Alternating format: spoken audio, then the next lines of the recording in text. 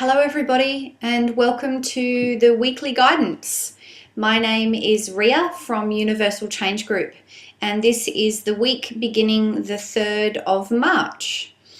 So before we begin with the guidance, I would like to just quickly let you know about some things that are happening at UCG for this week. So every week we have a ladies meditation class and that's based in Brisbane, and there's two options with that. So you can either come along in person, which is fantastic, and we have a really amazing group of ladies, very supportive, conscious.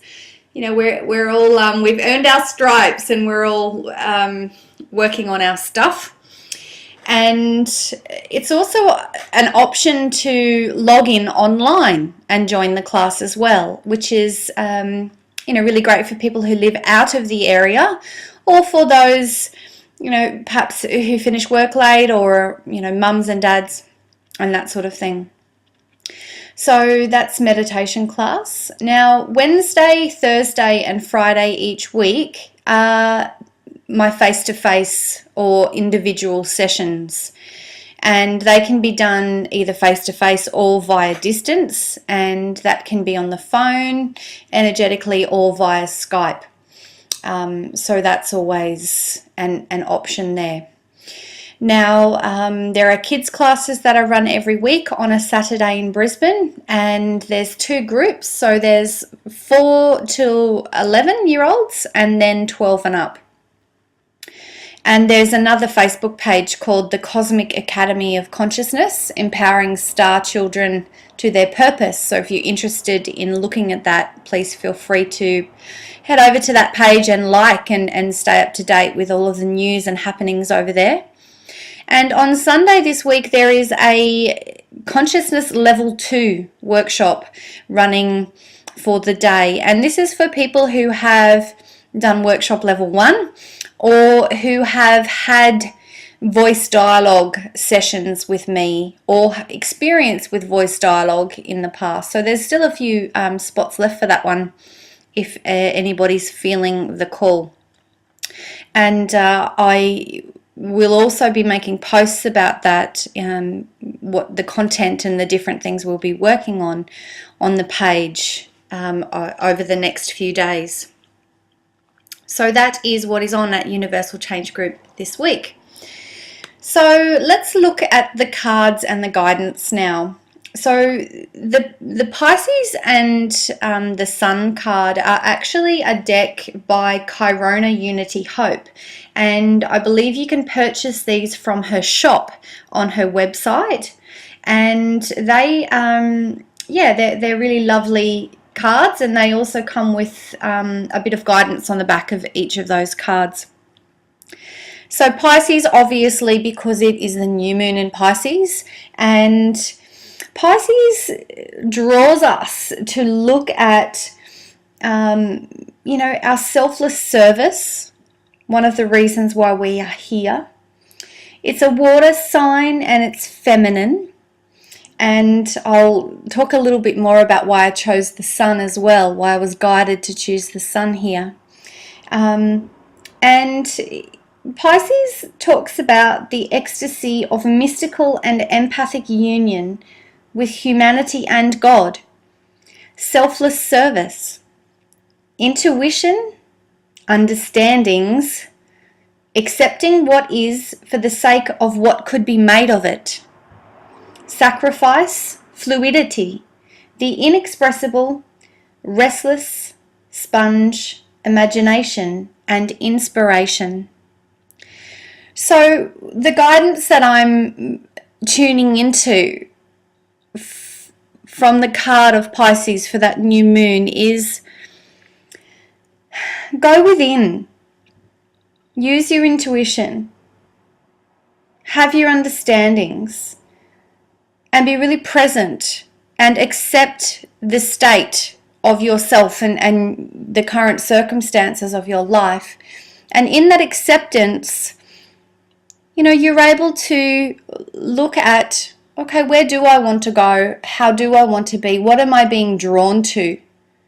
What is resonating for me? What is calling to me? And this moves us into the sun.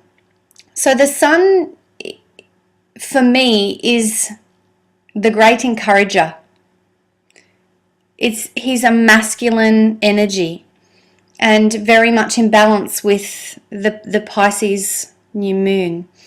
And it's like the sun is fueling us and shining to us like a beacon and saying, yes, you can.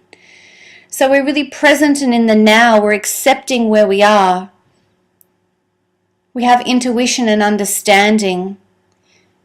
And we also have the sun really encouraging us, fueling us, supporting us, and saying, you know what, you can have something different.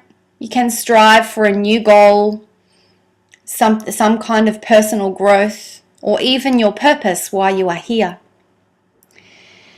And, the sun looks at our will. He looks at our creativity.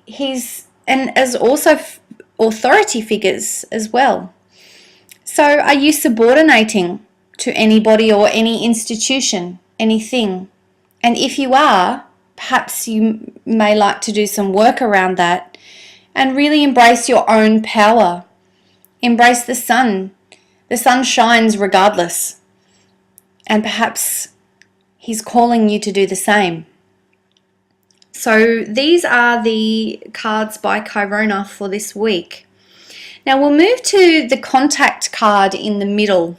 So this, as you are aware, is the Sacred Symbols of the Stars by Starina. And the main message from the contact card for everybody is it's time to communicate more. Open your channels of communication and look at your understandings of your current circumstances, your current relationships.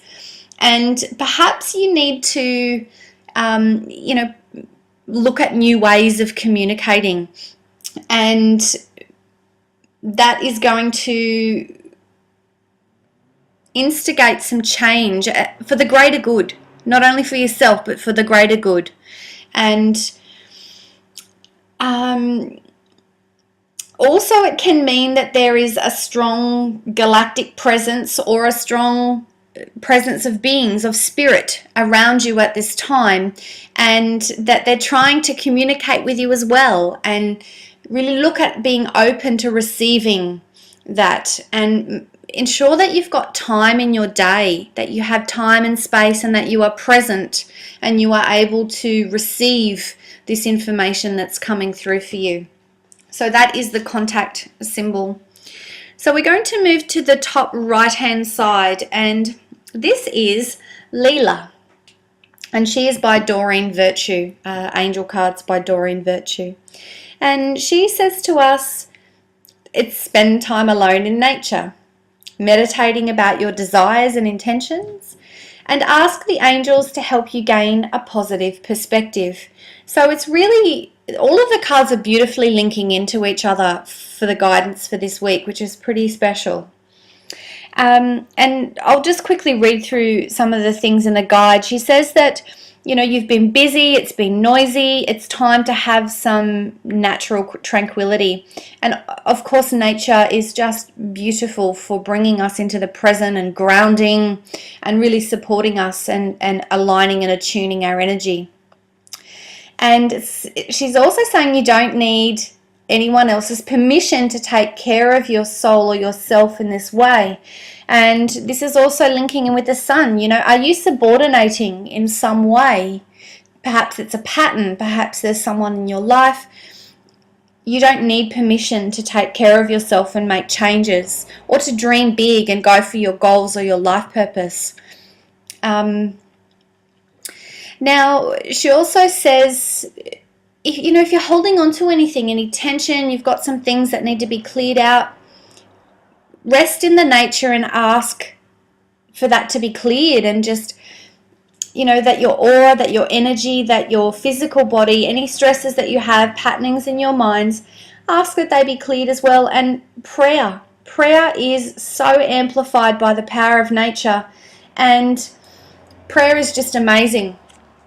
So I really encourage you to ask, for things through your prayers, and to also send beautiful gifts and love and healing and positive intent to others through your prayer as well.